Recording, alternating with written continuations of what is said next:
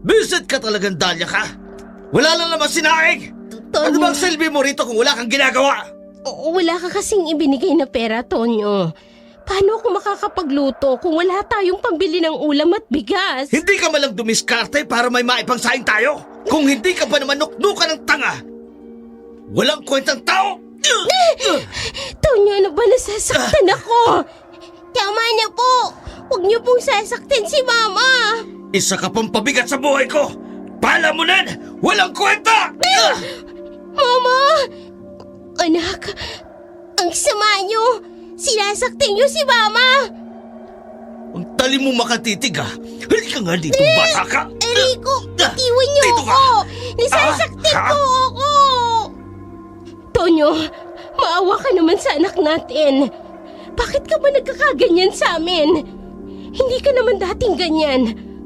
Kung ano man ang problema mo, pag-usapan natin. Hindi mo masusolusyonan ng problema kung idadaan mo sa pagwawala mo. Pagod na ako sa inyong dalawa! Pare-pareho kayong walang kwenta! Bakit? Ano ba? Bitawan mo ang anak natin! Eh, di bitawan! Ano ba mo? Anak! Oh, Diyos ko! Diyan na nga kayo! Mga walang pakinabang! Nene! Palamunan! Nene! Oh, Diyos ko! Nene! Agad siyang lumapit sa anak at niyakap ito ng mahigpit. Samantalang ang asawa niya ay tuluyan ng umalis ng bahay at galit pa rin. Nene, anak! Naku, pasensya na. Hindi dapat nangyari ito. Habang sinusuri ang sugat ng kanyang anak, napansin niyang dumadaloy ang dugo mula sa ulo nito. Ramdam niya ang takot at pangamba sa kanyang dibdib. Mama, masakit po. Gagamutin kita. Wala kasi tayong pambayad sa ospital kung dadalhin kita doon. Tsaka malayo ang ospital.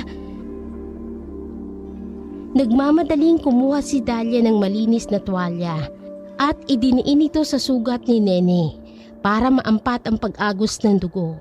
Patuloy siyang nanginginig habang hawak ang ulo ng anak. Kayanin mo lang, anak, ha? Malayo naman ito sa bituka.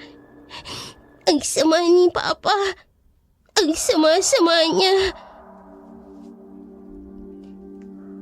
Habang hawak ang tuwalya sa ulo ni Nene, kumuha siya ng mga dahon ng bayabas sa kanilang likod bahay.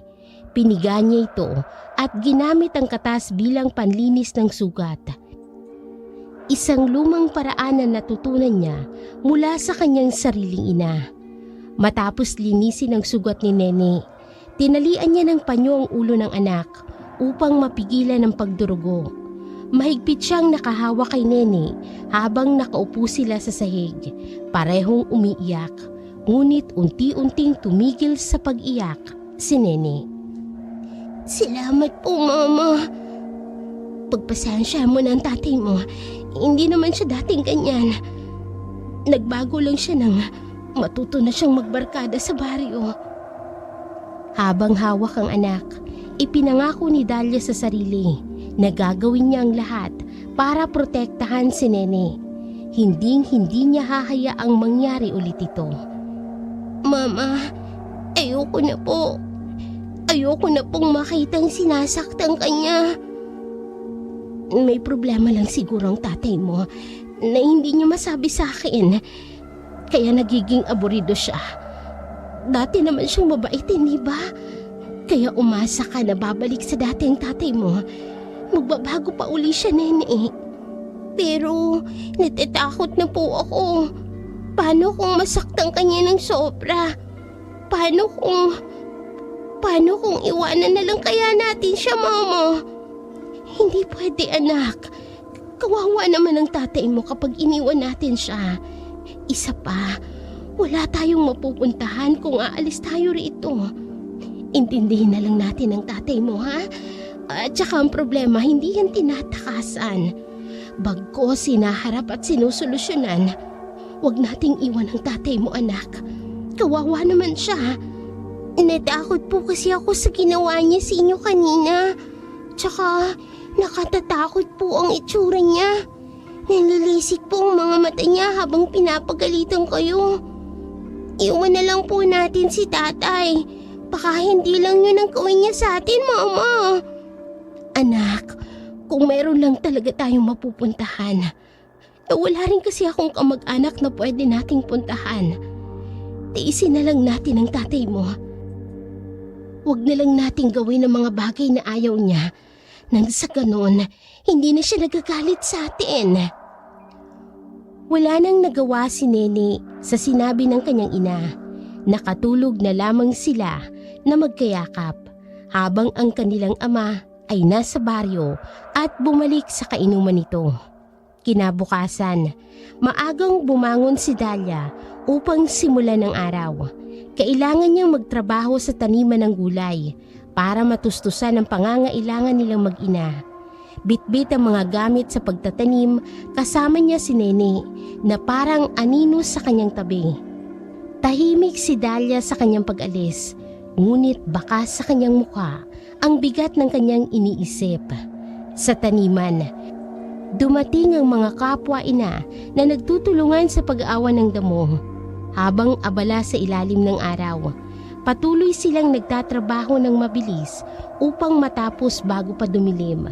Sa kabila ng pagod, alerto ang kanilang mga mata habang ang kanilang puso ay nag-aalala para sa kanilang mga anak at tahanan. Tahimik na nagtatrabaho si Dahlia, pilit na itinatago ang kanyang mga iniisip. Nang dumilim na, nagpasya silang bumalik sa kanilang tahanan. Habang naglalakad pabalik, abot-abot ang tibok ng puso ni Dahlia na tila may masamang kutob. Nagtatalo sa kanyang isipan ng mga pangakong binitawan sa anak at ang realidad sa kanilang kalagayan. Pagdating nila sa bahay, narinig nilang malakas na ingay mula sa loob. Paglapit nila, naabutan nila si Tonyo na nagwawala. May hawak na itak at halatang wala sa tamang katinoan. Halos hindi na nito makilala si Dahlia at si Nene. Puno ng galit ang kanyang mga mata at walang pakundangan niyang pinagtatataga ang dingding at kasangkapan. Kayo tinatarantado ko! Papatay ko kayo!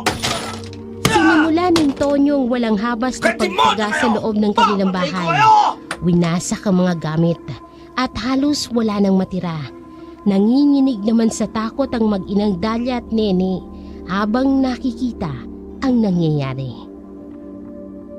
Ma, nakatatakot na talaga si Papa. Sinira niya na yung bahay natin. Anak, tahimik ka lang. Dahan-dahan tayong lalayo. Mama, umalis na tayo rito. Iwan na po natin si Papa. Oo anak, aalis na tayo. Napansin ni Dahlia na tila naghahanap si Tonyo ng susunod na tatagain. Galit na napatingin ito sa kanilang direksyon. Walang ibang pagpipilian si Dahlia kung hindi ang iligtas si Nene. Nene, kailangan na nating umalis. Ngayon na! Hinila ni Dahlia si Nene palayo. Papunta sa kagubatan sa likod ng kanilang tahanan. Subalit bago pa sila makalayo ng tuluyan, napansin ni Tonyo ang kanilang pagtakas at agad na humabol, hawak pa rin ang itak. Wala ka alis! Bumalik kayo rito kung ipapatay ko kayo! Balik! Balik! Mas bumilis ang takbo ni Dahlia at Nene. Habol ang takot at kaba. Ang ingay ng mga yapak ni Tonyo at ang kaluskos ng itak ang nagpapabilis sa tibok ng kanilang mga puso.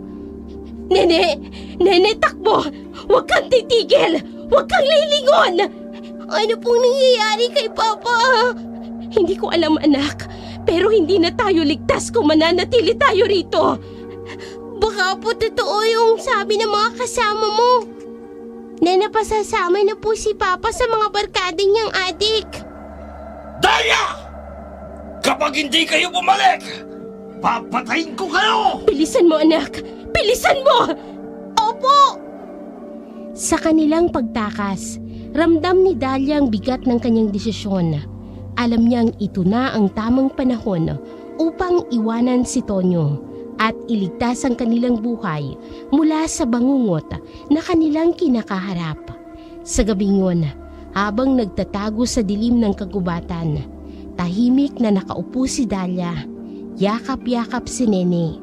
Wala nang bakas si Tonyo, pero alam ni Dahlia na kailangan nilang magtago at magpatuloy sa pagtakas. Yun na ang gabing nagpasya siya. Hindi na sila babalik. Wala nang dahilan para manatili pa. Ang galit at karahasan ni Tonyo ang naging hudyat ng panahon para tuluyan na silang makalaya.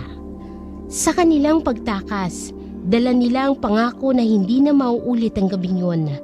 Sa kalaliman ng gabi, patuloy silang lumayo mula kay Tonyo. At nang maramdaman nilang wala nang sumusunod sa kanila, dahan-dahan na silang naglakad hanggang sa makarating sa isang kalsada. Hindi na nga nila inisip ang hirap ng kanilang pinagdadaanan. Ang tanging nasa isip lang ng mag-ina ay makalayo sa lalaking nais silang patayin ng walang malinaw na dahilan. Mama, masakit na po ang mga paa ko. Baka po habulin pa po tayo ni Papa. Ayoko na pong tumakbo. Anak, alam kong pagod ka na. Pero konting tiis na lang ha. Hindi na tayo babalik doon. Malayo na tayo sa kanya. Kaya huwag ka nang matakot. Huminto si Dahlia sa tabi ng daan at dahan-dahang ibinaba ang dalang bag. Kinuha niyang natitirang tubig at iniabot kay Nene. Uminom ka na muna, anak. Kakayanin natin ito.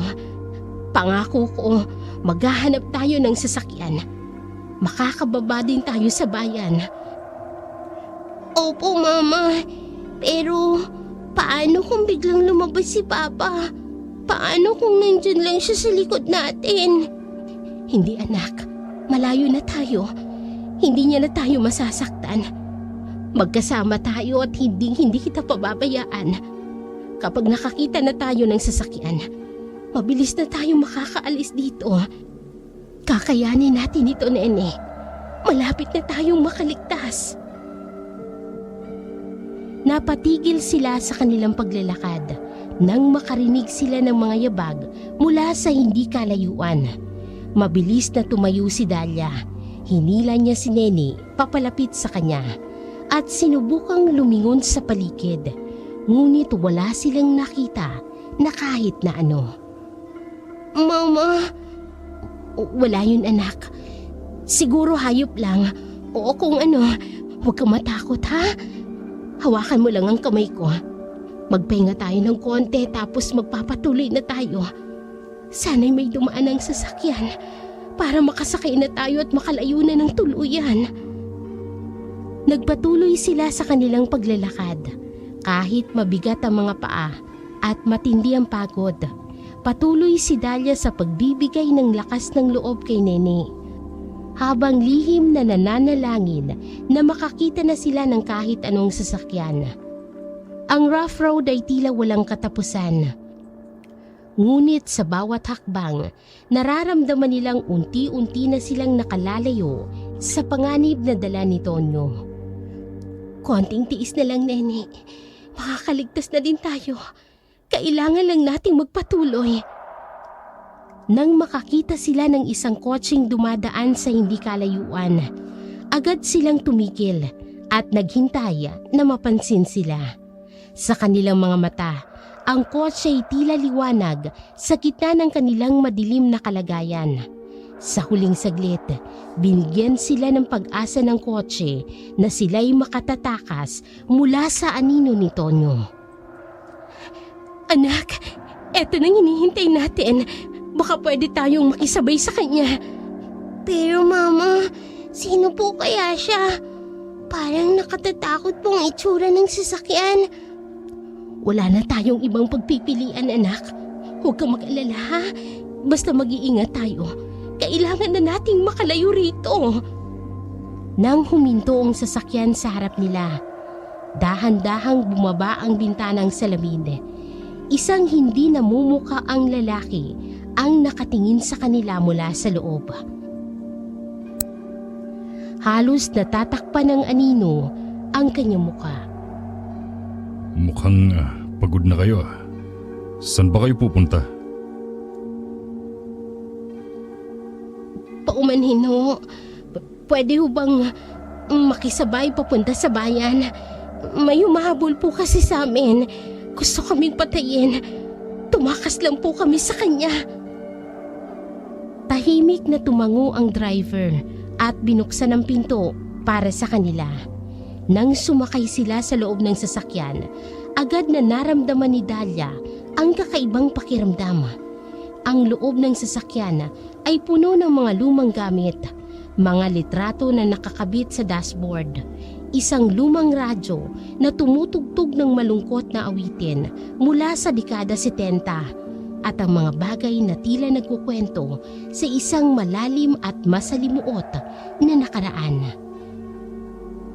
Mama, bakit po ganito? Parang kakaiba po. Tama na anak, basta hawak lang tayo ng mahigpit ha? Huwag kang bibitaw sa akin.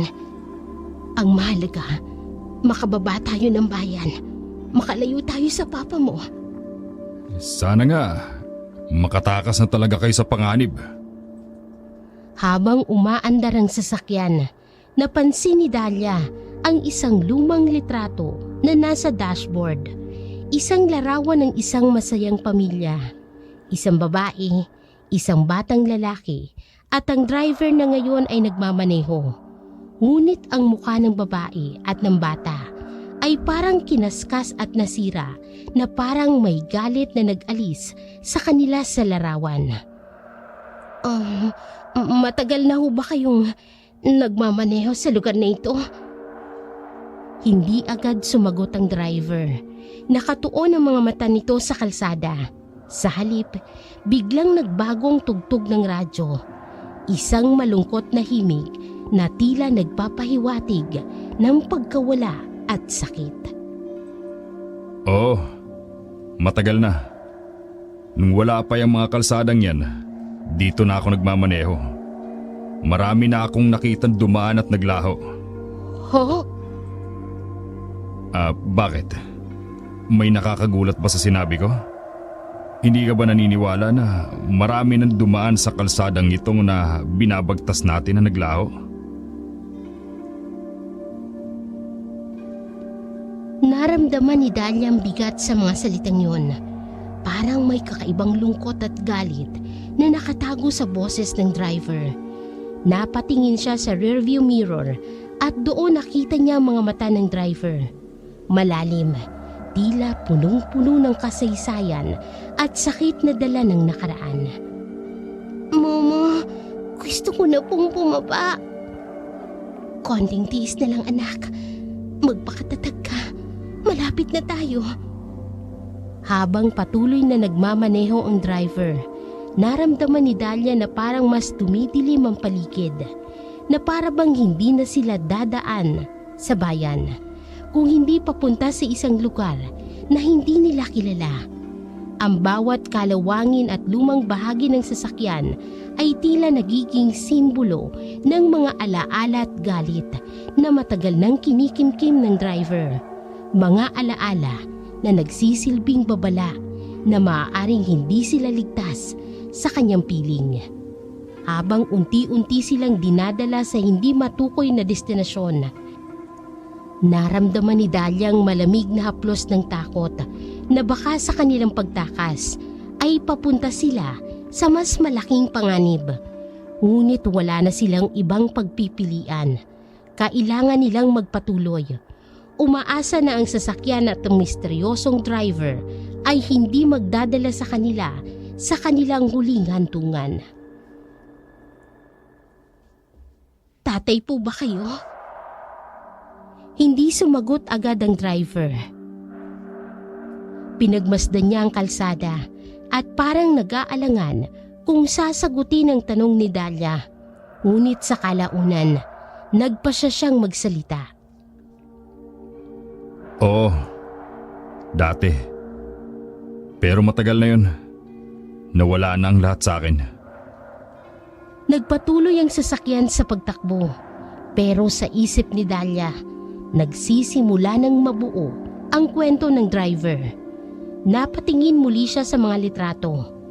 Ang pamilyang nasa larawan, ang mga guhit ng kamay na tila nang gigigil na kumakaskas sa mukha ng babae at bata. Tila itong pamilya ng driver. Ngunit ano kayang nangyari sa kanila?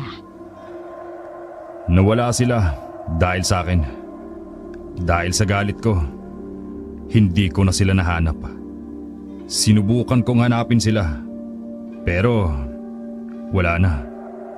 Hindi ko na nabawi ang pamilya ko. Nagulat si Dahlia sa narinig.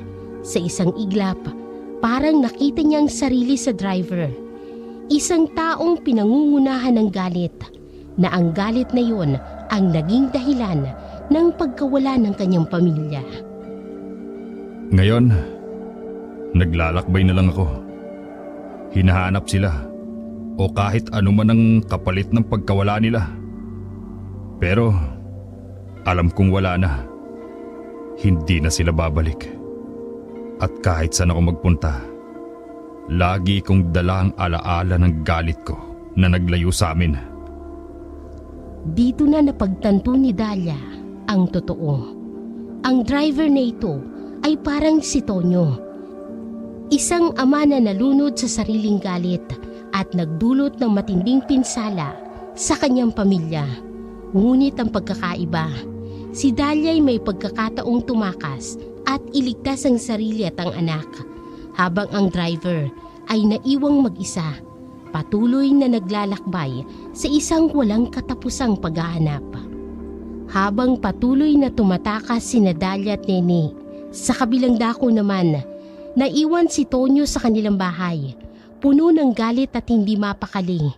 Sa kanyang isipan, unti-unti nang nawawala ang imahe ng kanyang pamilya, napapalitan ng puot at pagkawala ng kontrol. Hindi niya lubos maintindihan ang sarili niyang mga kilos, ang galit na parang walang patutunguhan, at ang matinding kagustuhang sakta ng mga taong dati niyang minahal. Nang gabing yun, bumalik si Tonyo sa kanilang bahay, ngunit sa kanyang pagbalik, parang may nagbago sa paligid. Ang dating mainit at masayang tahanan ay naging malamig at tahimik. Wala na sina Dahlia at Nene, at ang katahimikan ng bahay ay tila nagsasalita ng pagkawala. Ang mga pader ay may bakas ng pagkasira. Ang mga gamit ay nagkalat at wasak-wasak. At ang mga muebles ay nag-iba. Dahil sa walang habas na pagtatataga niya kanina, doon niya napagtanto na iniwan na siya ng kanyang pamilya. Unti-unting napalitan ng kanyang galit ng malalim na kalungkutan at pagsisisi. Naupo si Tonyo sa lamesa na ngayoy basag-basag na, at ang itak na ginamit niya sa pananakit ay nakapatong sa harap niya. Pinagmamasdan niya ang paligid, at ngayon niya lang naramdaman ang bigat ng kanyang mga ginawa. Dahan-dahang bumagsak ang katotohanan sa kanya. Ang galit niyang dahilan kung bakit nawala ang kanyang pamilya.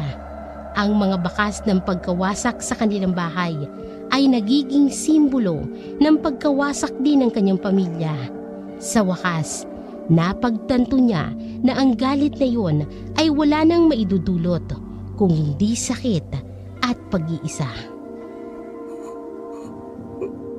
Ano itong nagawa ko? Sinira kong pamilya ko.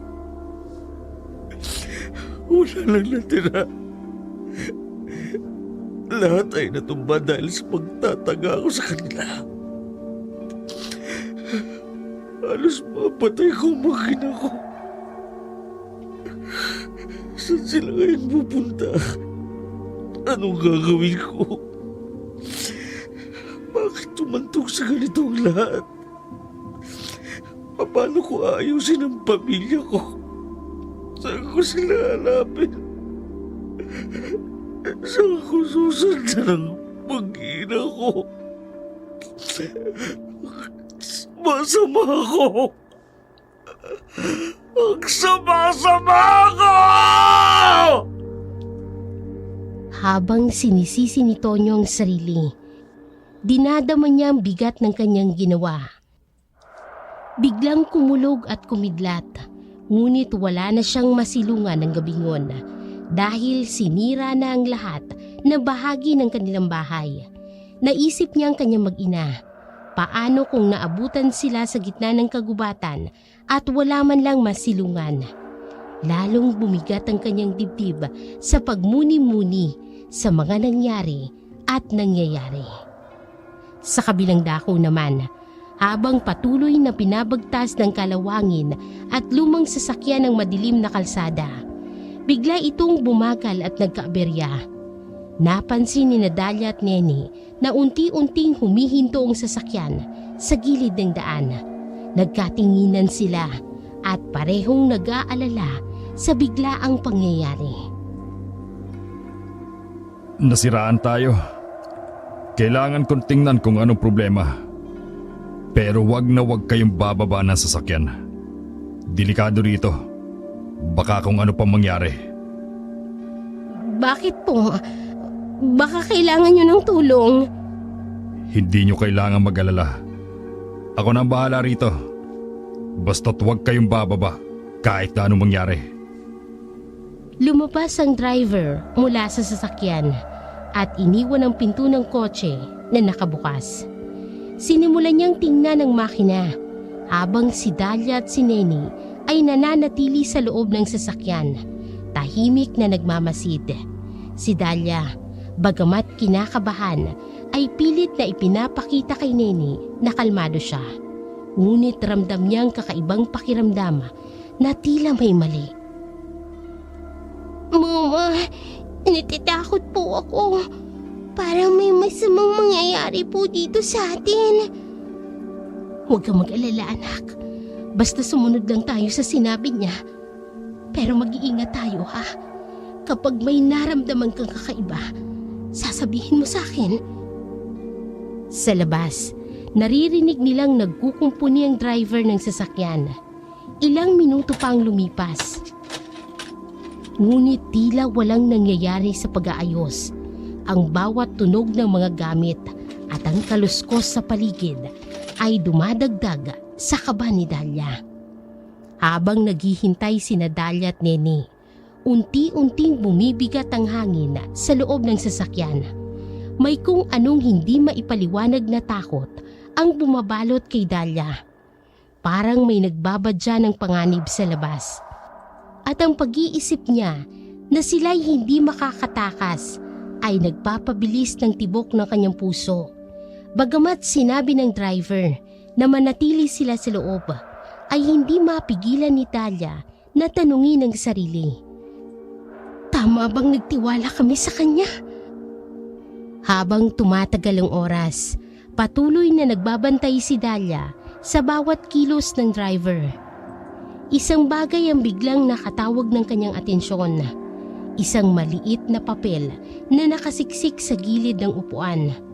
Dahan-dahan niyang kinuha ito at binasa. Ito ay isang sulat na tila isinulat ng isang bata na puno ng takot at pagmamakaawa. Papa, huwag mo kaming saktan. Ayoko nang maglaro ng ganito. Biglang lumamig ang pakiramdam ni Dalia. Nabuhayan siya ng takot at duda sa tunay na motibo ng driver. Ngayon, hindi na lang siya nag-aalala sa pagkasira ng sasakyan, kung hindi pati na rin sa kaligtasan nila ni Nene. Anak, kapag sinabi kong takbo, tatakbo tayo, ha? Huwag kang lalayo sa akin. Opo, Mama. Tatakbo po tayo. Sa labas ng sasakyan, naririnig pa rin ng driver na tila nag-aayos. Ngunit masyadong tahimik ang paligid. Hindi na sigurado si Dalia kung totoo bang inaayos nito ang sasakyan o kung ano ang binabalak ng driver. Habang patuloy sa pag-aayos ang driver sa labas ng sasakyan, biglang narinig ni Dalia at Nene ang mga kakaibang tunog mula sa kagubatan. Mga malalalim na ungol na parang mga hayop na gutom at mabangis na umaatungal sa dilim at papalapit sa kanila. Lalo pang bumilis ang tibok ng puso ni Dahlia at ang kanyang takot sa driver ay napalitan ng mas matinding takot sa mga kakaibang nilalang na tila papalapit sa kanila. Mama, ano po yun? May mga hayop po ba dito? Anak, huwag kang mag-alala ha. Safe tayo dito sa loob. Manatili ka lang sa tabi ko. Huwag kang lalayo. Habang nakatitig si Dahlia sa bintana, nakita niya ang driver na biglang napatigil sa ginagawa. Napalingon ito sa direksyon ng mga tunog at sa isang iglap, kitang-kita ni Dahlia na may mga aninong gumagalaw sa gilid ng kalsada, mabilis at tila lumilipad sa ere. Buwisit! Andito na sila! Agad na bumunot ng patalim ang driver mula sa kanyang bulsa at sinubukan niyang labanan ang mga kakaibang nilalang. Lumabas mula sa mga anino ang ilang mga aswang, matutulis ang mga pangil, mahahaba ang mga kuko at mapula ang mga mata na nagliliyab sa dilim. Oh Diyos ko! Aswang? Totoo ba ito? Habang patuloy na nakikipaglaban ng driver sa mga aswang, ay kitang-kita ni Dahlia kung paano nito sinubukang ipagtanggol ang kanilang sasakyan. Ang driver ay may kakaibang lakas, ngunit ang mga nilalang ay mas marami at mas mabangis. Tumama ang ilang aswang sa bintana ng kotse, kumakatok at pilit na binubuksan ang mga pinto.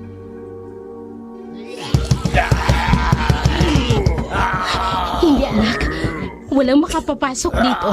Manatili ka lang sa tabi ko. Huwag kang bibitaw kahit anong mangyari. Sa labas, maririnig ang tunog ng paglagitnit ng metal at ang mga matitinis na sigaw ng mga nilalang na parang nagagalit sa driver. Habang nagaganap ang laban sa labas, sinubukan ni Dahlia na manatiling kalmado. Ngunit ramdam niya na nasa bingit sila ng kapahamakan. Hindi niyo sila makukuha! Lalabanan ko kayo! Nagpatuloy ang laban, ngunit alam ni Dahlia na hindi magtatagal ay bibigay ang driver at ang sinasakyan nila. Pilit niyang hinahanap sa kanyang isipan ang anumang paraan para makaligtas. Ngunit ng mga sandaling yun, ang tanging magagawa niya ay manatiling malapit kay Neni at umasa na malalampasan nila ang bangungot na iyon. Habang patuloy ang laban sa labas ng sasakyan, nakita ni Dahlia na nasaksak ng driver ang isa sa mga aswang. Ang nilalang ay sumigaw ng malakas bago tumakas. Sinundan naman ng iba pang mga aswang. Natapos ang laban, ngunit kapansin-pansin ang mga sugat at kalmot na natamo ng driver. Manong, ayos ka lang ba? Marami kang sugat. Manong, sugatan ka na po. Baka po kailangan mo po ng tulong. Sa halip na humingi ng tulong, tahimik na lumapit ang driver sa sasakyan. Binuksan ang pinto at sumakay sa loob. Napansin ni Dahlia at Neni ang kanyang mga sugat, malalim at nagdurugo na tila napakasakit. Ngunit imbes na maghanap ng lunas, ay kinuha ng driver ang isang bote ng mabahong likido mula sa bulsa at ipinahid ito sa kanyang mga sugat. Wala ito. Kayang-kaya ko to. Agad na napuno ng mabahong amoy ang loob ng sasakyan. Halos hindi na makatiis si Dahlia at Neni sa tindi ng amoy. Ang likido ay tila may kakaibang sangkap na agad-agad na nagpagaling sa mga sugat ng driver. Ilang sandali lang ay naghilom na ang mga ito na para bang walang nangyaring laban. Ano yung ipinahid mo? Parang naghilom agad ang sugat mo. Mama, parang may kakaiba po kay Manong. Parang hindi po siya normal. Matapos pahira ng likido ang lahat ng sugat, agad na pinaharurot ng driver ang sasakyan. Mabilis na tumatakbong sasakyan sa kalsada. Halos humahagibis sa bilis. Ang takot na nararamdaman ng mag-ina ay bumalik ng mas matindi. Ang kanilang pag-aalala para sa driver ay napalitan ng matinding kaba. Hindi lamang para sa driver, kundi para na rin sa sariling kaligtasan. Huwag kayong mag-alala. Ligtas kayo sa akin. Hindi na tayo gagambalain ng mga demonyong aswang na yun. Sa tono ng boses ng driver at sa mga nangyari, hindi mapigilan ni Dalia at Nene na magduda at matakot. Sa bilis ng takbo ng sasakyan at sa kakaibang pangyayari, napagtanto nila ang kanilang kasama ay maaaring hindi isang ordinaryong tao at ang bawat minuto ay nagiging isang pagsubok sa kanilang katatagan. Anak, manatili ka lang sa tabi ko. Huwag kang bibitaw sa akin. Habang tumatakbo ang sasakyan sa kalsada, muling bumalik ang takot sa puso ni Dalia at Nene. Hindi na nila alam kung kanino sila dapat na matakot. Sa mga nilalang na umatake sa kanila o sa driver na kasama nila. Sa bawat segundo, nagiging mas malinaw sa kanila ang kanilang kaligtasan ay hindi pa rin tiyak at ang tanging magagawa nila ay mag-ingat at manalig sa bawat desisyon na kanilang gagawin. Ang gabing yun ay hindi pa tapos at ang tunay na panganib ay maaaring nasa mismong loob ng sasakyan kasama nila. Maya-maya, unti-unting napansin ni Dalia na hindi sila papunta sa bayan gaya ng kanyang inaasahan. Sa halip, tila papasok sila sa isang mas madilim at mas nakatatakot na lugar. Isang kalsadang walang ilaw at napapaligiran ng mga puno na halos natatakpan na ang kalangitan. Manong, hindi po ito ang daan patungo sa bayan. Saan niyo po kami dadalhin? Huwag kang mag-alala, Dalia. Dadalhin ko kayo sa lugar kung saan wala nang manggugulo sa atin. Wala nang taong susunod sa inyo. Wala nang papatay sa inyo. Naramdaman ni Dalia ang bigat ng sinabi ng driver. Lalo na nang makita niya ang kanyang pagngiti na para bang may itinatagong masamang balak. Lalong bumilis ang tibok ng puso niya habang dahan-dahan siyang nilalamon ng takot. Manong, pakiusap. Ibaba niyo na lang kami rito. Mas okay na po kaming maglakad papuntang bayan. Wala pa akong isinakay na nakaligtas sa akin. At wala ring makagagambala sa atin sa lugar na pupunta natin. Nanlamig si Dalia. Parang bumagsak ang lahat ng kanyang pag-asa nang marinig ang mga salitang yun mula sa driver. Alam niyang nasa malaking panganib sila ni Nene at wala silang paraan para makatakas. Pilit niyang iniisip kung ano ang pwede niyang gawin. Ngunit sa bawat segundong lumilipas, lalo silang napapalapit sa lugar na hindi niya alam. Mama! Mama, natatakot po ako. Saan po ba tayo pupunta? Mama! Anak, kalma lang ha. Mag-iisip ako ng paraan. Huwag kang mag-alala. Hindi kita pababayaan.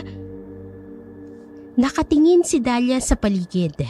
Sinusuri ang bawat detalye ng daan at iniisip kung paano sila makatatakas. Ngunit habang nagtatagal, unti-unti niyang napapagtanto na ang pagkakataong makaligtas ay lalo pang lumiliit. Sa bawat liko ng sasakyan, papalapit ng papalapit sina Dalia at Nene sa isang lugar na hindi nila alam.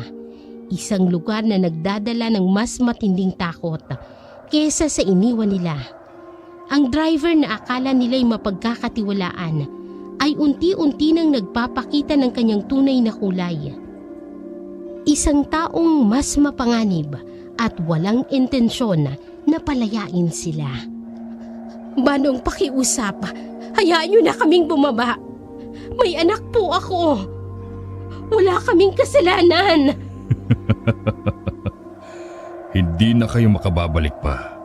Sa lugar na pupunta natin, doon na kayo magpapahinga. Walang tao, walang saksi, walang makapipigil sa akin. Ramdam ni Dahlia ang labis na takot. Wala na siyang ibang pagpipilian kung hindi ang maghintay ng tamang pagkakataon para muling tumakas. Kahit alam niyang mas peligroso ito kaysa sa dati. Ngunit ang mga salitang naririnig mula sa driver ay nagpapatunay na ang kanilang buhay ay nasa bingit ng kamatayan. Habang patuloy ang pagtakbo ng sasakyan papunta sa mas nakatatakot na lugar, naramdaman ni Dahlia na ang bawat saglit ay mahalaga. Ang kanyang mga kamay ay nanginginig sa kaba. Ngunit sa likod ng takot ay may bumubulong na determinasyon at pangakong hindi siya susuko at hindi niya hahayaang may mangyari kay Nene. Habang umiikot ang gulong ng sasakyan, alam ni Dahlia na kailangan niyang lumaban para sa buhay nilang mag-ina.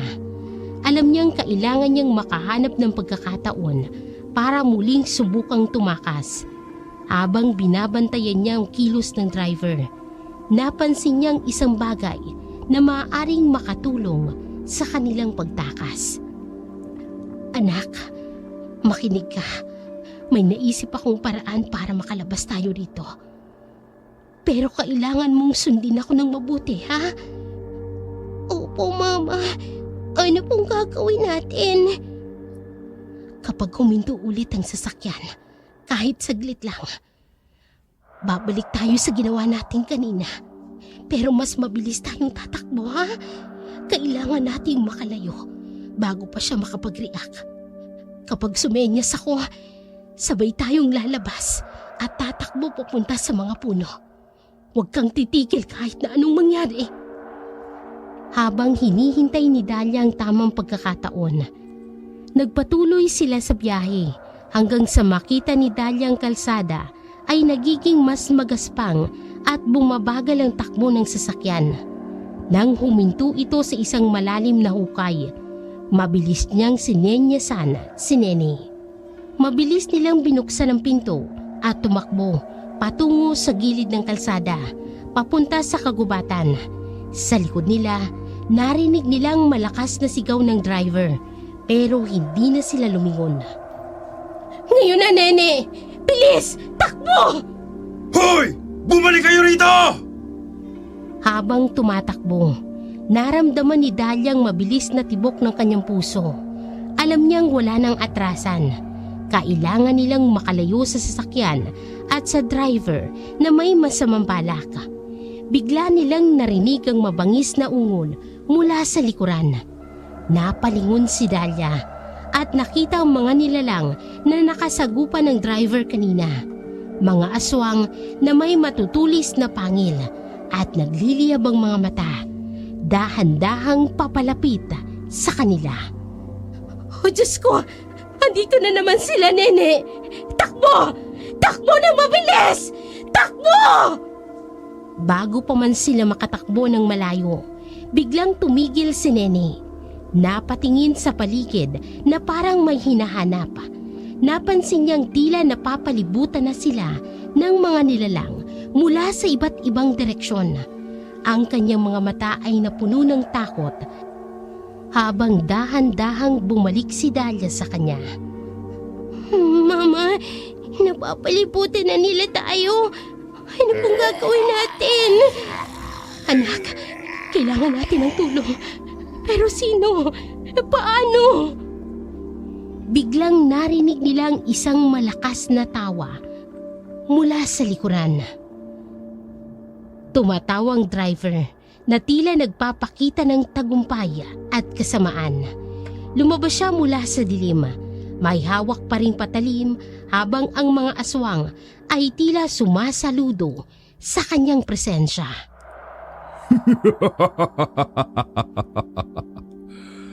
Akala nyo ba makatatakas kayo, ha? Wala kayong pupuntahan. Ang mga nilalang na yan, ako lang ang may kontrol sa kanila. Kaya bumalik na kayo sa sasakyan kung ayaw niyong maging hapunan nila. Bakit mo ginagawa ito? Ano bang kailangan mo sa amin? Pakiusap. Hayaan mo na lang kaming makaalis. Kailangan ko? Ikaw at ang anak mo ang kailangan ko. Alam mo bang walang ibang makatataka sa akin?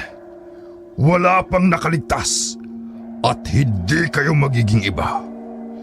Bumalik na kayo o baka gusto niyong maging pagkain ng mga hayop na yan?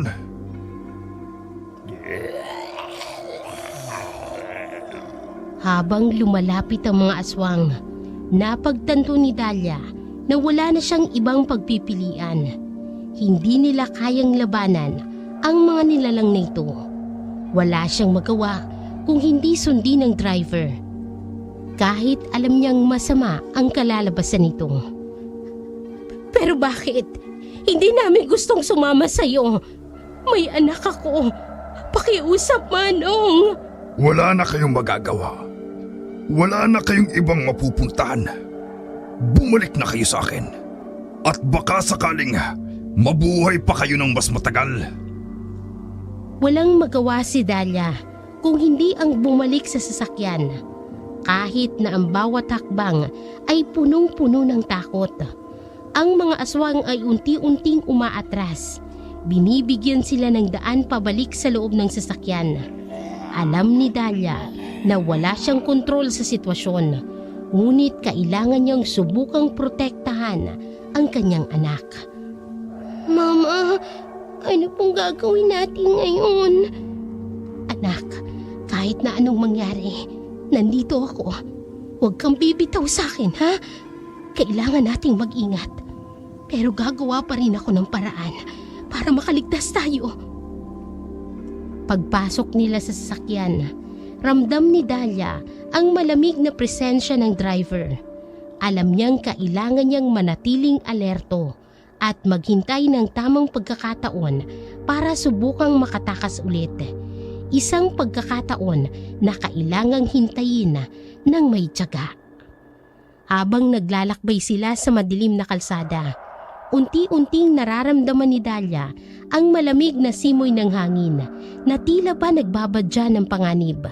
Wala siyang magawa kung hindi ang sumunod sa driver habang yakap-yakap si Nene na nanginginig sa takot. Patuloy silang pumapasok sa mas malalim na bahagi ng kagubatan sa isang lugar na tila pinabayaan na ng panahon. Mama, saan po ba tayo dadalhin? Gusto ko na pong umuwi. Anak, huwag kang mag-alala. Kasama mo ko. Gagawa tayo ng paraan para makaalis tayo rito. Ilang sandali pa, huminto ang sasakyan sa harap ng isang lumang bahay na halos natatakpan na ng mga puno at baging. Ang bahay ay tila hindi na napupuntahan ng tao sa loob ng maraming taon. Ang mga kahoy nito ay nababalot ng lumot at ang mga bintana ay basag-basag na. Tahimik ang paligid na parang ang lugar na yon ay pinaglumaan na ng panahon. Andito na tayo. Ito na ang magiging bagong tahanan ninyo. Magpakailanman. Bakit mo kami dinala rito? Ano ba malak mo sa amin? Wala kayong magagawa. Kung magtangka pa kayong tumakas, magiging katulad kayo ng mga nauna sa inyo. Pilit na itinutulak ni Dahlia ang takot habang pinagmamasdan ng paligid. Napansin niyang may mga buto ng tao na nagkalat sa paligid ng bahay at sa loob. Nakasabit sa kesame ang mga kalansay na tila babala sa sinumang magtatangkang tumakas. Mama, mga buto po niyang tao yan. Natitakot na po ako, Mama. Anak, huwag kang titingin. Manatili ka sa tabi ko. Hindi kita pababayaan. Habang papasok sila sa loob ng bahay, lalo pang naramdaman ni Dahlia ang bigat ng sitwasyon. Ang loob ng bahay ay madilim at puno ng alikabok at ang amoy ng nag-aagnas na bagay ay bumabalot sa bawat sulok. Ang mga dingding ay puno ng mga kalawanging kagamitan at sa bawat hakbang nila ay tila may mga matang nakamasid sa kanila mula sa dilim. Ito ang bagong tahanan ninyo. Magiging ligtas kayo rito. Huwag lang kayong susubok na tumakas. Dahil kung hindi, matutulad kayo sa mga nauna sa inyo. Bakit mo ginagawa ito? Wala kaming kasalanan sa'yo. Pakiusap, pakawalan mo na kami. Wala nang kawala dito. Wala nang babalikan. Kaya kung gusto nyong mabuhay ng mas matagal, sumunod lang kayo. Habang nagsasalita ang driver, naramdaman ni Dahlia na parang nawawala na siya ng pag-asa. Ngunit hindi niya kayang isuko si Nene. Kailangan niyang mag-isip ng paraan. Kahit gaano kahirap ang kanilang sitwasyon. Mama, natitakot po ako. Ayoko na po rito. Huwag kang mag-alala, anak. Gagawa ko ng paraan. Hindi tayo susuko. Kailangan nating magtiyaga. Habang nasa loob ng lumang bahay na yon, ramdam ni Dahliang matinding takot at kawalan ng pag-asa.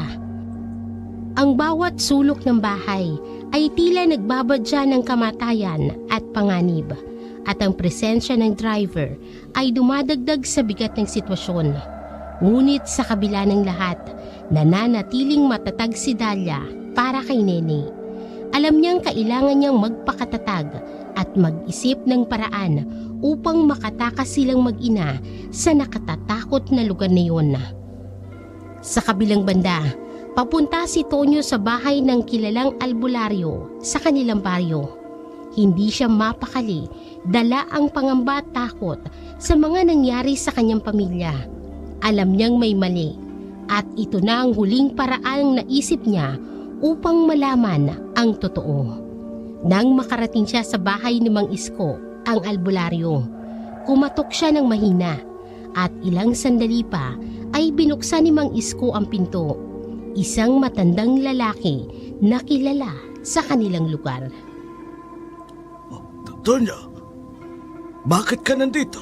May problema ba? Mang Isko, kailangan ko lang malaman ng totoo. Parang may nangyayari sa akin hindi tama.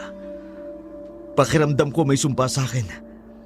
Parang sinasapian ako at natatakot ako sa mga nagawa ko, lalo na sa pamilya ko. Pinapasok ni Mang Isko si Tonyo at pinaupo sa isang silya sa loob ng kanyang bahay na puno ng mga anting-anting at iba't ibang halamang gamot.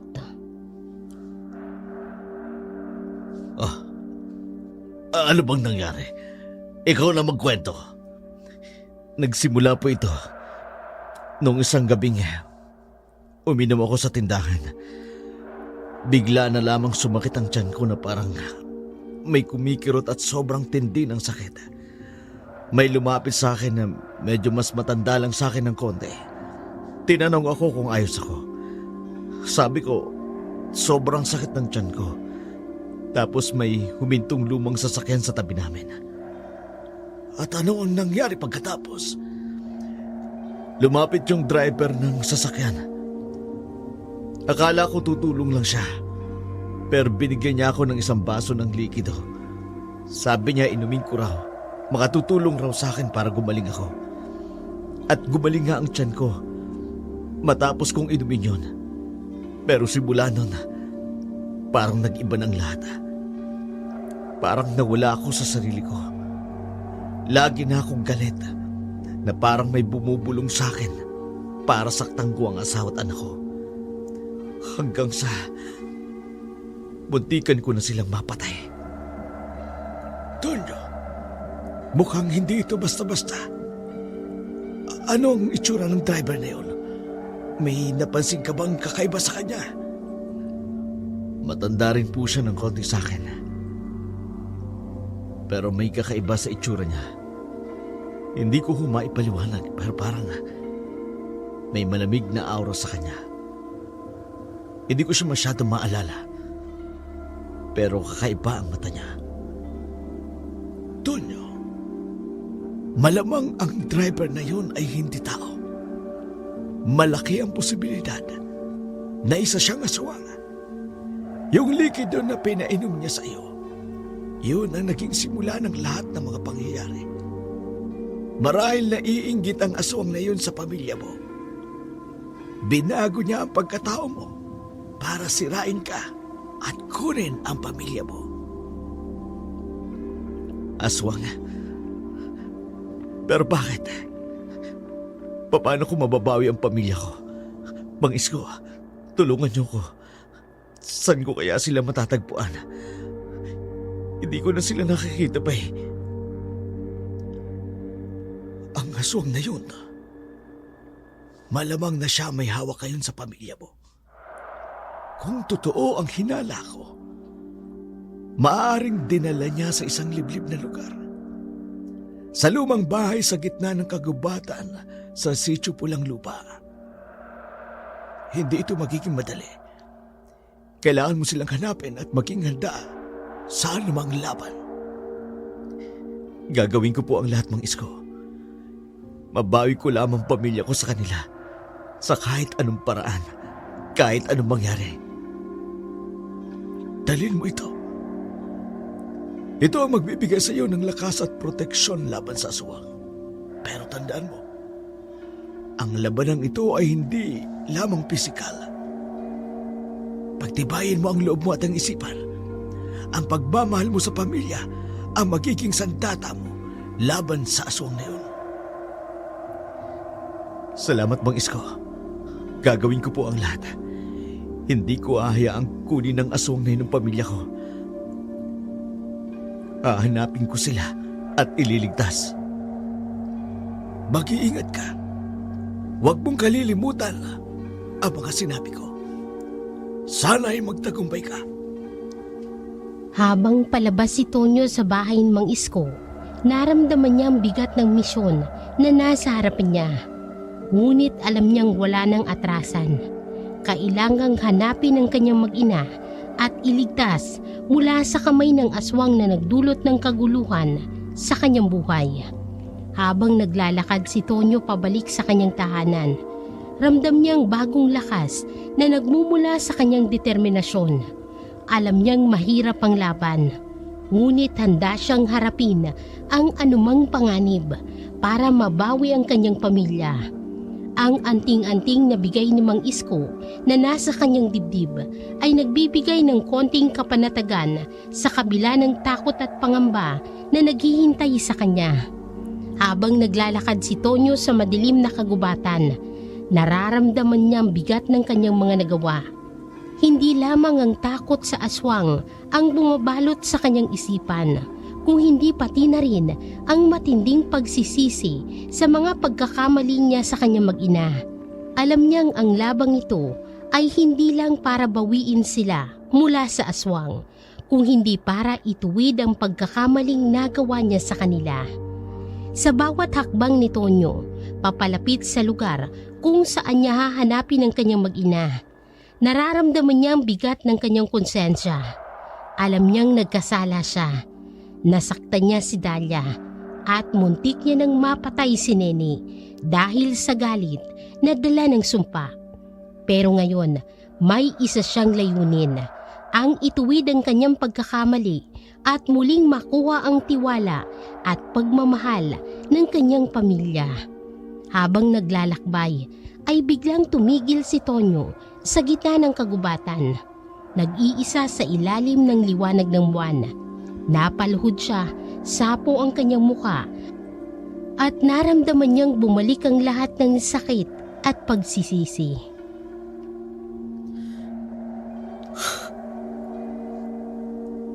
Ano ba itong nagawa ko? Bakit ko sila nasaktan? Mahal na mahal ko si Dalia at si Nene. Pero munti ko na sila sirain. Kung hindi dahil sa akin, hindi sana sila mapapahamak ng ganito. Napaluha si Tonyo habang iniisip ang mga panahong nasaktan niya si Dalia at si Nene. Nakikita niya sa isip ang mga sugat na naidulot niya. Hindi lamang pisikal, kung hindi pati na rin ang takot at sakit sa kanilang puso. Ramdam niyang matinding pagsisisi, pero alam niyang wala nang ibang paraan kundi itama ang lahat. Panginoon ko, patawarin niyo po ako. Patawarin niyo po ako sa lahat ng kasalanang nagawa ko. Pero ngayon, gagawin ko po ang lahat. Maituwid lamang ang pagkakamali ko. Ipaglalaban ko ang pamilya ko. Hindi lang para mabawi sila, kundi para itama ang lahat ng mga maling nagawa ko. Habang naglalakad si Tonyo, ramdam niya ang bagong lakas sa kanyang dibdib. Hindi lamang para sa laban sa aswang, kung hindi pati na rin sa pag-asa na magkaroon ng pangalawang pagkakataon. Isang pagkakataon na muling mahalin at protektahan ang kanyang mag-ina. Dahlia, Nene, alam ko nasaktan ko kayo. Pero babawi ako. Gagawin ko ang lahat para maitama ang lahat ng mali ko. Pangako, hindi na ako muling magiging dahilan ng sakit ninyo. Magbabago na ako para sa inyo. Para sa atin. Nagpatuloy si Tonyo sa kanyang paglalakbay. Dala ang lahat ng armas na kailangan niya, pati na rin ang bagong determinasyon sa kanyang puso. Ang kanyang layunin ay malinaw. Itama ang pagkakamali at bawiin ang pamilya na minsang nawala sa kanya. Alam niyang hindi magiging madali ang laban, ngunit buo ang loob niyang harapin ito.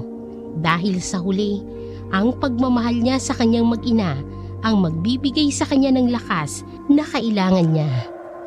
Sa kabilang dako naman, bumalot ang katahimikan sa buong paligid.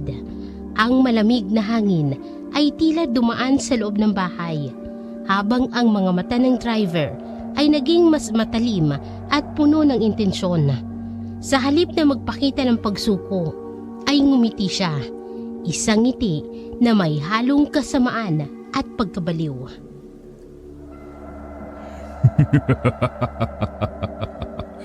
Hindi, Dahlia. Hindi kita pakakawalan. Ikaw at si Nene ang magiging bagong pamilya ko. Si Nene ang magiging anak ko. At ikaw ang magiging asawa ko. Hindi, wala kang karapatang gawin yan sa amin. Kayo ang napili ko, Dahlia. Walang makapipigil sa akin. Si Nene ang magiging anak ko. At ikaw ang magiging asawa ko. Ang magpupuno sa nawawala sa akin. Mama, ayoko po sa kanya. Gusto ko na po umalis dito. Hindi mo kami mapipilit na maging pamilya mo. Hindi kami ang pamilya mo. At hindi namin gusto ang ginagawa mo. Tama? Anong alam mo tungkol sa tama? Ang pagkakaroon ng pamilya ang tanging tama para sa akin. At gagawin ko ang lahat para makuha ko yun. Kayo ang magbibigay sa akin ng buhay na nawala sa akin. Hindi mo kami pagmamayari. May sariling buhay kami. At hindi kami ang solusyon sa problema mo. Hindi kayo makatatakas. Wala kayong ibang pupuntahan. Walang ibang magmamahal sa inyo tulad ng pagmamahal na maibibigay ko. Nene, kailangan nating umalis dito. Kailangan nating tumakas. Agad na hinila ni Dahlia si Nene at sinubukan nilang tumakbo papunta sa pintuan. Pero bago pa man sila makalayo, ay mabilis nang kumilos ang driver at nahawakan ang braso ni Dahlia. Hinila siya pabalik na tila mas marahas. Hindi kayo aalis! Wala na kayong ibang pupuntahan! Iwan mo kami! Hayaan mo na kaming umalis! Bitiwan mo, mama ko. Ayoko na rito. Sa puntong ito, nagkaroon ng matinding tensyon. Kahit na puno ng takot si Dahlia, ay naghanap ng pagkakataon upang lumaban. Nakakita siya ng isang mabigat na bagay sa mesa, isang lumang lampara at walang pag-aalinlangan na ginamit niya ito upang hampasin ang driver sa ulo. Bitiwan mo kami! Natamaan ang driver at bumagsak ito sa sahig. Pero hindi pa rin nawawala ang kanyang galit. Halos wala na sa sarili. Patuloy siyang lumapit sa kanila at handang gawin ang lahat upang hindi sila makaalis. Hindi mo ako matatakasan, Dahlia! Ako ang magiging pamilya niyo! Hindi mo kami makukuha. Hayaan mo na kaming umalis! Habang patuloy ang tensyon, nakahanap si Dahlia ng paraan upang makalayo.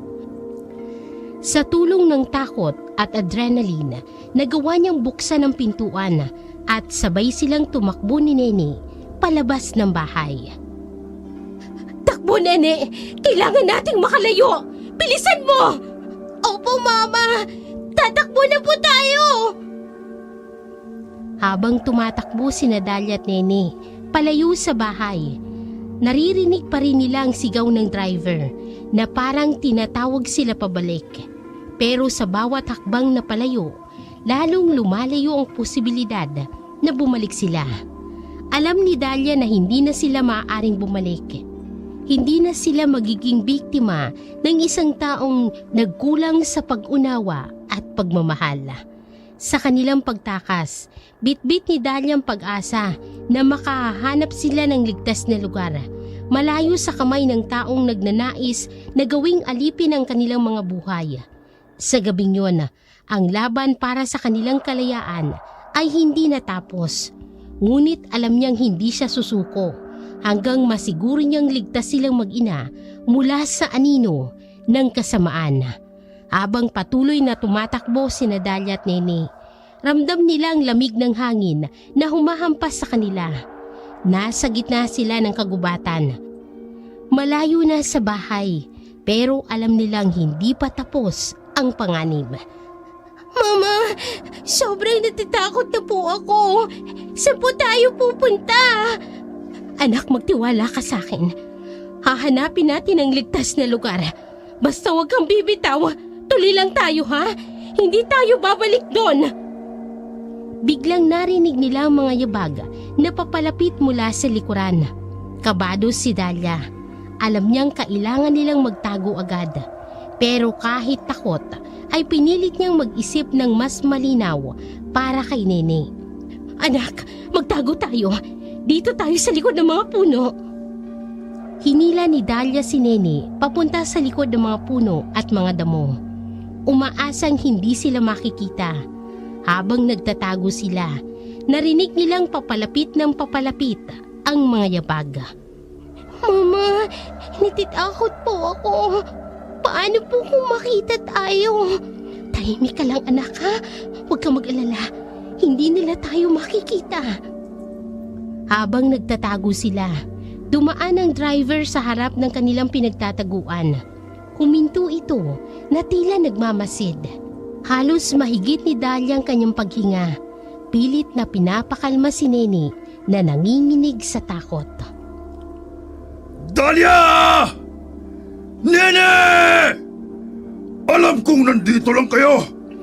Hindi kayo makatatakas sa akin! Lalabas din kayo! Pagkaraan ng ilang sandali, nagpatuloy sa paglalakad ang driver. Papalayo sa kanilang pinagtataguan. Humina ang tunog ng mga yabag hanggang sa tuluyan na itong mawala. Anak, ligtas na tayo. Pero kailangan pa nating umalis dito. Kailangan nating makahanap ng tulong. Dahan-dahan silang lumabas sa pinagtataguan at nagsimulang maglakad ng tahimik papunta sa direksyon na inaakala ni Dahlia na ligtas. Alam niyang hindi pa tapos ang laban, pero ramdam niya na mas malayo na sila sa panganib. Sa gabing yun, patuloy na naglakad sina Dahlia at Nene. Pilit na hinahanap ang daan papunta sa kaligtasan. Sa kabila ng lahat ng takot at pagod, buo ang loob ni Dahlia na iligtas ang kanyang anak. Hindi na sila babalik sa dati. Ang tanging nasa isip ni Dahlia ay ang makapagsimula muli para kay Nene. Isang simula na puno ng pag-asa at kalayaan. Sa bawat hakbang palayo, mas nararamdaman ni Dahlia ang tapang na kailangan nila para magpatuloy. Habang pilit na kumakawala si Dahlia at Nene mula sa malamig na kamay na humihila sa kanila, bigla nilang nakita ang mukha ng taong humahawak sa kanila. Si Tonyo. Parehong napuno ng takot ang kanilang mga mata, lalo na't naaalala nilang lahat ng nagawa ni Tonyo sa kanila. Tonyo, bakit ka nandito? Anong gagawin mo sa amin? Pakiusap. Pagod na kami katatakbo. Hindi na magandang nangyayari sa amin. Mama, huwag na natin siya lapitan. Baka saktin niya ulit tayo. Si Tonyo, kitang-kita ang lungkot at pagsisisi sa kanyang mga mata. Agad na kumalma at pinilit na ipaliwanag ang kanyang sarili. Dahlia, Nene, patawarin niyo ko. Alam ko nagkasala ako sa inyo. Alam kong nasaktan ko kayo. Pero hindi ko kagustuhan yun. Ginamitan ako ng itim na kapangyarihan ng aswang. Hindi ko na kontrolado ang sarili ko noon. Pero ngayon, natanggal na ng albularyo ang sumpa. Hindi niya na tayo masisira pa. Paano kami makasisiguro na totoong sinasabi mo? Paano kung saktan mo ulit kami? Dahlia, Nene, alam ko mahirap maniwala kayo sa akin. Pero tinitiyak ko sa inyo, hindi ko na kayo sasaktan. Nagbago na ako. Ang tanging gusto ko lamang ngayon, iligtas kayo sa lugar na to at ayoko mapahama kayo. Kaya nakikiusap ako, sumama na kayo sa akin. Ilalayo ko kayo sa lahat ng kaguluhang nangyayari sa lugar na to.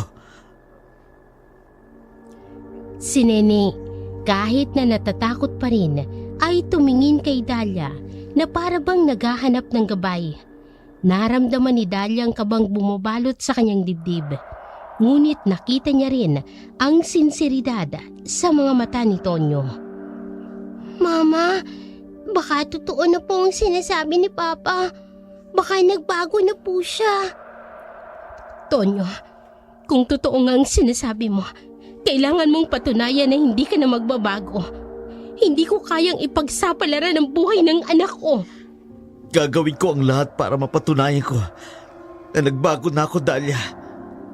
Kung kailangan kong itaya ang buhay ko para sa inyo, gagawin ko. Huwag niyo lamang akong talikuran ngayon. Kailangan na nating umalis dito dahil hindi kayo ligtas sa lugar na to. Si Dahlia, bagamat may halong takot at pag-aalinlangan, unti-unting nagdesisyon.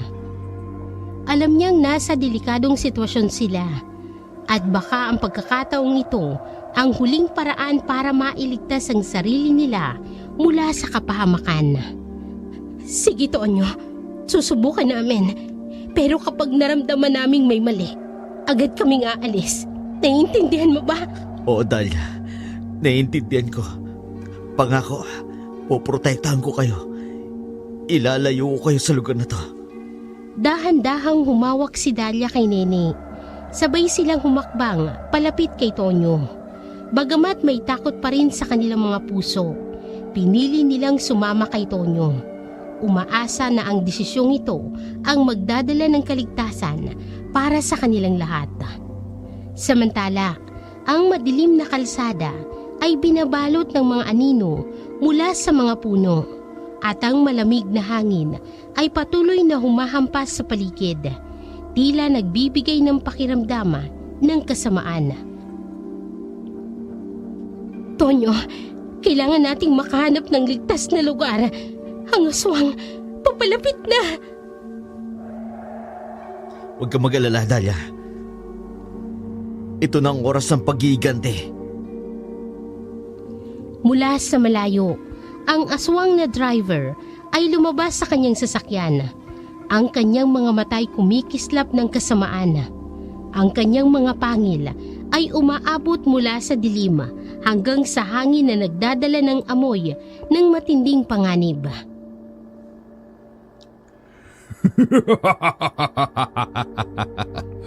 Akala niyo ba matatakasan niyo ako? Hindi na ako papayag na maulit pa ang nangyari. Ang iniwan ako ng pamilya ko. Kaya ako sila napatay. Kaya kung gusto niyong wag nang maulit, bumalik kayo sa bahay. Ikaw At mayroon ka pang tagapagligtas. Ano? Babalik kayo sa kanya? Yung demonyong yan? Nais kayong patayin, hindi ba? Bakit alam mo ang nangyari sa pamilya ko? Ikaw ang driver na lumapit sa akin. Nag-alok ng tulong para gumaling ang sakit ko sa tiyan. Ikaw ang nagpainom sa akin ng likido na sumira ng buhay at pamilya ko. Ano? Oo, Dahlia. Siya ang dahilan kung bakit muntikan ko na kayo mapatay. Simula nang pinainom niya ako ng likido, nagbago ang buhay ko. Halos hindi ko na makontrol ang sarili ko dahil siya ang kumukontrol sa akin. Nais niyang sirain ako, tayo, para makuha niya kayo sa akin. Paano mo nalaman ang lahat ng ito? Nang umalis kayo, sumangguni ako sa albularyo.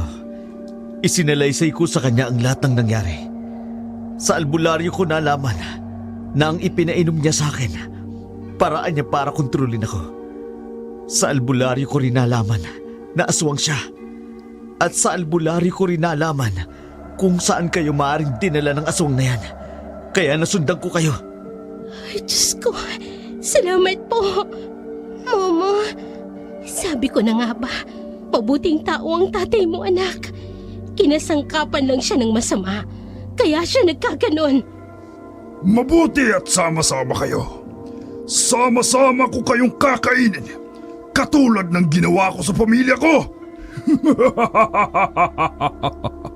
Hindi kasi sila nakinig sa akin. Gusto nila akong iwan. Matapos nilang malamang isa akong aswang. Kayo sanang mag-inang ipapalit ko sa kanila. Kaya lang, ayaw ninyo. Kaya pagsasama-samahin ko kayo, papatayin ko kayong lahat! Hindi ko papayagang mangyari ang gusto mo. Ipagtatanggol ko sila hanggang kamatayan. Kung malusutan mo ang gagawin ko, Ano nga? lasapin mo ang bagsik ng aking itim na kapangyarihan! Ang hangin ay lumalakas at ang mga anino mula sa mga puno ay lumalaki na parang mga pangil na nag-aabang. Ang bawat pag-ugong ng hangin ay nagdadala ng mga piraso ng dahon na lumilipad sa paligid na nagdadala ng malamig na panginginig. Inilabas ni Tonyo ang anting-anting at ang liwanag mula rito ay kumikislap ng makapangyarihang aura. Hindi ako natatakot sa'yo! Matakot ka sa hawak ko! Yeah! Ah! Oras na ng paniningil! Pagbabayaran mo ang muntikan mo ng pagwasak sa pamilya ko! Pati ang pagpatay mo sa pamilya mo! At sa iba pang biktima mo! Matapang ka! Tanggapin mo ang lupit ng aking kapangyarihan! Ang laban ay agad na sumabog sa gitna ng kalsada sa liblib na gubat. Ang aswang na driver ay naglalabas ng isang malakas na pangil. Ang bawat galaw ay puno ng kasamaan at lakas. Si Tonyo ay naglalabas ng malakas na suntok. Ngunit ang aswang ay mabilis na umiiwas. Ang kanyang mga paggalaw ay parang mga alon ng dagat. Iyan lang ba ang kaya mo? Ang aswang ay mabilis na nagbabago ng posisyon at sa isang galaw, pinakawalan niya ang isang malakas na sipa patungo kay Tonyo. Ang sipa ay tumama sa tagiliran nito na nagdulot sa kanya ng isang malakas na pagbagsak sa lupa. Sa kabila ng sakit, agad siyang bumangon na may dugo ang labi at nanginginig na binti. Ang kanyang mga matay naglalabas ng determinasyon at ang kanyang mga kamay ay nanginginig ngunit matatag. Hindi ako titigil. Ipaglalaban ko ang pamilya ko! Ang aswang ay muling naglabas ng mga pangil na parang mga talima. Sinusubukan niyang mahuli si Tonyo sa bawat pagkakataon, sa bawat pag-atake. Ang aswang ay nagpapakawala ng mga malalakas na tunog at ang hangin ay puno ng mga tunog ng pagsabog ng mga sangat dahon. Tonyo! Mag-iingat ka! Ang labanan ay nagiging mas intense. Ang bawat suntok ni Tonyo ay tinatanggap ng aswang ng may hindi natitinag na lakas. Sa isang matinding pagsisikap, pinilit ni Tonyo na mahawakan ang kahinaan ng aswang. Ngayon ang katapusan mo! Sa isang huling pagsusumikap, nagbigay si Tonyo ng isang malakas na suntok na tinamaan ng anting-anting ang tiyan ng aswang. Ang anting-anting ay naglabas ng isang malakas na puwersa. Nagkaroon ng liwanag at usok. Ang aswang ay napatumbas sa lupa at ang kanyang anyo ay nagiging usok na naglalahos sa dilim. Hindi ka na makakapaminsala pa! Tatapusin na kita! Hindi! Hindi maaari ito! Ang aswang na driver ay unti-unting nawawala. Ang kanyang anyo ay nagiging usok na unti-unting naglalaho sa dilim. Ang mga anino mula sa mga puno ay bumabalik sa kanilang tahimik na anyo. Ang hangin ay humuhupa, nagiging maluwag at tahimik. Ligtas na tayo.